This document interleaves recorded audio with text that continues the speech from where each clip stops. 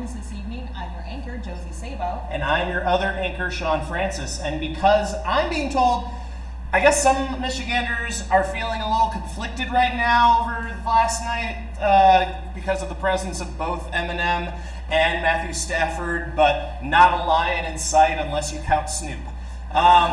So we're going to bring you the top local, national, and world news that you may have missed. You're welcome, Grand Rapids. This is NewsFlash. In perfect sync. Our top story tonight, yes, the big game was last night, and it certainly was football.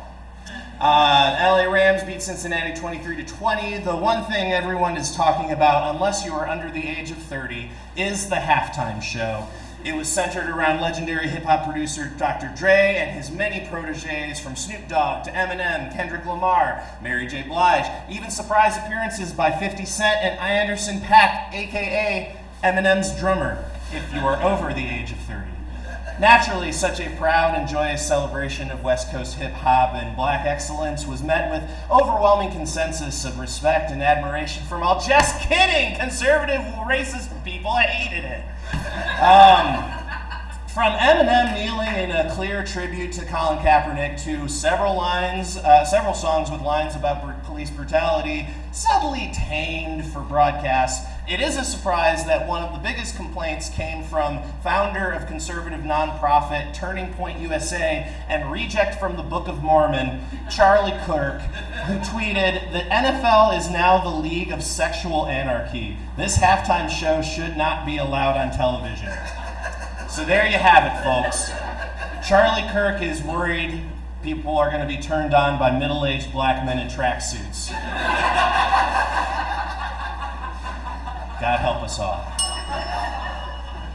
the day before the Super Bowl. An after party taking place after a Justin Bieber concert ended with a scuffle outside the club where it was taking place. Thank you.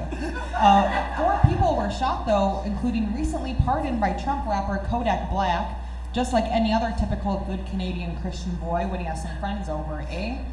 Luckily, there were plenty of Tim Hortons Bieber bites on hand to help stop the bleeding, so everyone is currently okay. Hey, remember this guy? Hey, well, about to be World War III, y'all.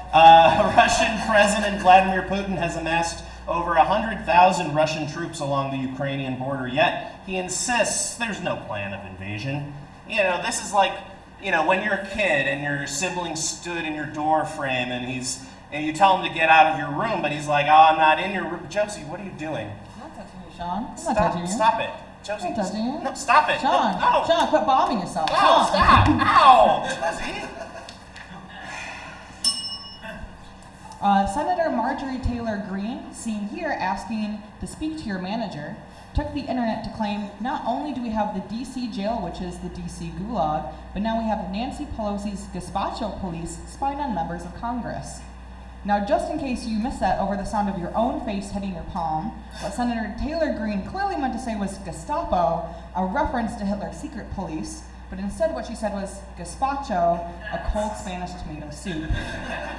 When asked for comment, gazpacho representative says, "We're not mad about the comparison, just disappointed she missed the opportunity to use goulash instead of gulag, not to mention a soup Nazi reference."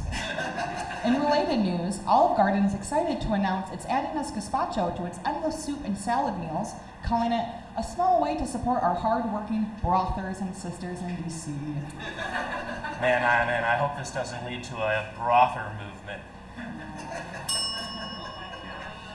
Hey guys, the movie Marry Me opened this weekend, and it stars Jennifer Lopez and Owen Wilson, focusing on a close relationship between those two when J-Lo's character, a pop singer named Kate Valdez, picks Owen out of a crowd at one of her concerts to marry him on stage. And when asked for comment, Wilson's ex-girlfriend said she's happy for him.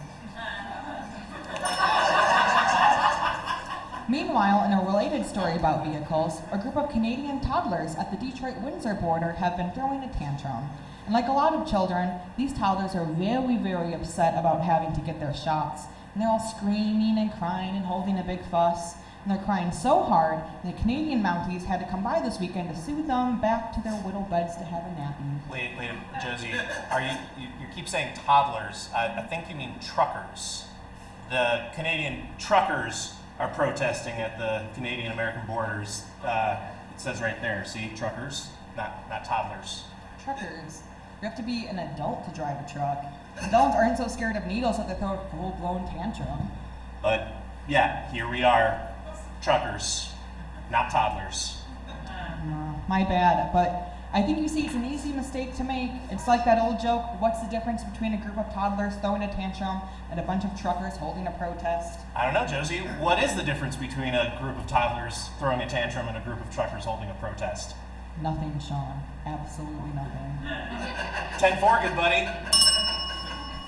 Speaking of toddlers throwing tantrums, rapper Ye, formerly known as Kanye West, had a pretty public meltdown over social media this weekend after an article where Pete Davidson referred to his girlfriend, no, not by name, everyone pretty much knows at this point. The comedian is indeed progressing his relationship with Ye's ex-wife, Kim Kardashian.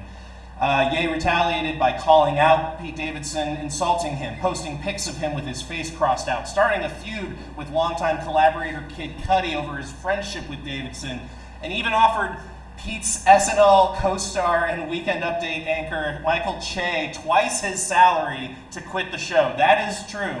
And an offer that Che politely but hilariously declined.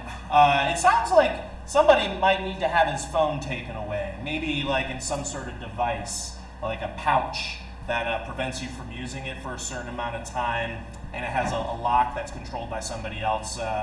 Sort of like what one might use at like a Ye concert or one of his listening parties. Yeah, like that.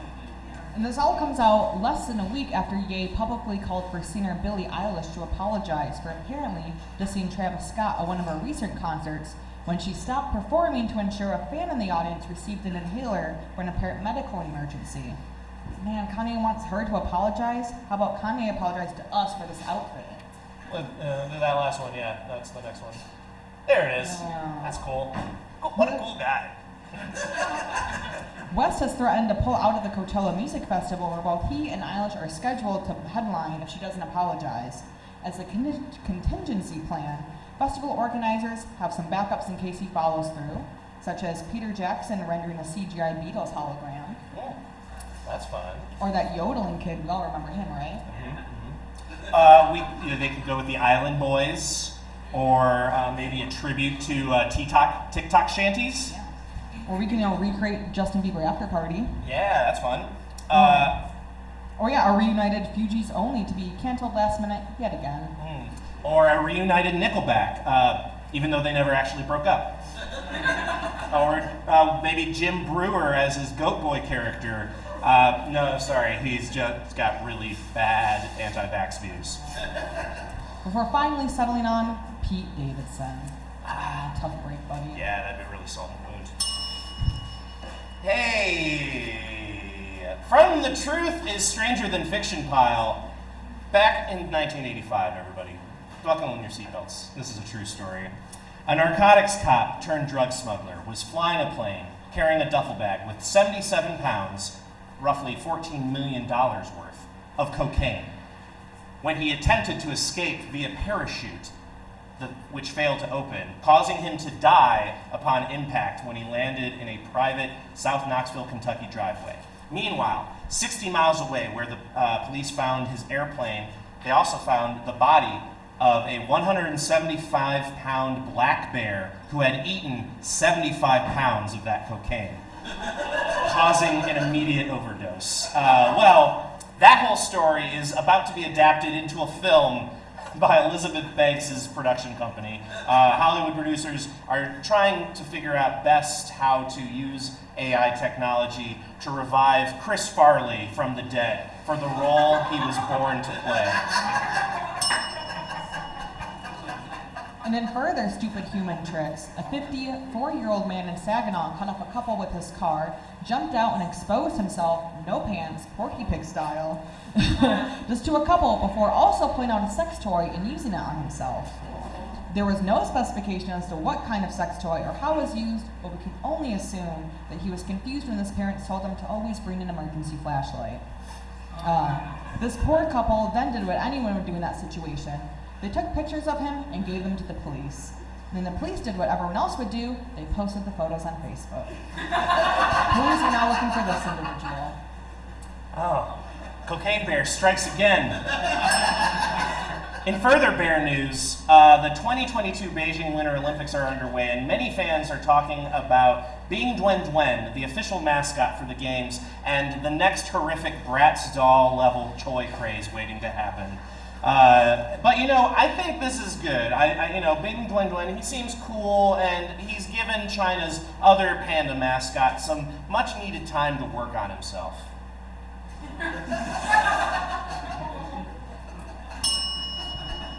Unfortunately, cute mascot aside, NBC is facing a steep decline in viewership for the Olympics this year. It's almost like very few people are interested in watching a parade of nationalism posing as a relatively obscure series of sporting events. To make things even more unwatchable, the event is being held in an authoritarian country committing human rights violations. Statistically, more people watch the military parade in Myanmar than the opening ceremony. So if you're like everybody else in this pandemic winter, you're probably not watching the Olympics. But what are you doing instead? Here's our top 10 list of things Michiganders are doing while not watching the Olympics. Let's do number 10. Number 10 is playing Wordle, also known as lingo on bear cocaine. Number 9 is binge watching Euphoria and chilling, just staring off into space. Number 8, wondering if World War III is going to break out in Europe anytime, or maybe Myanmar, who knows. Testing yourself for COVID on a near daily basis. Or ranking and recapping Super Bowl commercials. Number 5 is starting your own true crime podcast focused on solving how Bob Saget really died. Or canceling Spotify, listen to some old 8-track tapes that you found at Goodwill. Or getting day drunk and pranking Canadian truckers over a CB radio. Or going to the Comedy Project and watch the will they, won't they tension of the NewsFlash anchors. Josie, what are you talking about? Happy Valentine's Day. And number 1 is literally anything but watching the Olympics. I mean, you're here when you could be watching curling. Yeah.